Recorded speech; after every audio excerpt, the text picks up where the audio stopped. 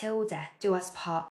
Those were the words they spoke, standing in their perfect moment, surrounded by love, hope, and a future that seemed unshakable. But no one tells you how those vows can shatter like glass keys, leaving wounds far deeper than anything you can see. This is the story of Sarah and James' high school sweethearts, who became the couple everyone envied. 10 years of marriage, a beautiful home in the suburbs, and the kind of love that made friends jealous. You know the type, say finishing each other's sentences, sharing inside jokes no one else understood, carrying that spark that never seemed to fade.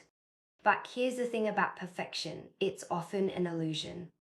One rainy Tuesday evening, Sarah stumbled on a letter. Not just any letter, but the kind that unravels an entire life. James had a daughter from a past relationship, 8 years old. ATE's living just 3 hours away. A secret buried so deep he had almost convinced himself it wasn't real anymore. And the truth. It wasn't the existence of the child that broke Sarah's heart. It was the decade of silence, the countless moments he could have told her, but chose not to. Every anniversary, every whispered talk about starting their own family, all of it, now tainted by the shadow of a lie. Their friends tried to help. Of course, Monica, the one with humor too sharp for the moment, would bring over wine and say things like, well, at least he didn't have a secret. Second family in Idaho. And even in heartbreak, sometimes laughter cracked through the pain.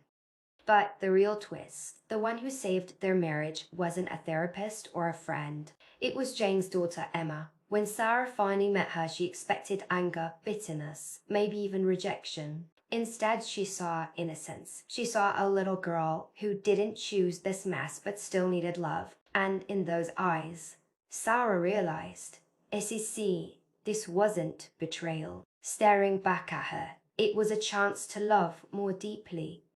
And that changed everything. Because wedding vows aren't really about promising perfection. They're about promising to grow, to adapt, to forgive, even when forgiveness feels impossible. James and Sarah rebuilt, but not by pretending the cracks weren't there. They rebuilt by filling them with honesty, with grace, with something new, like that Japanese art of repairing broken pottery with gold.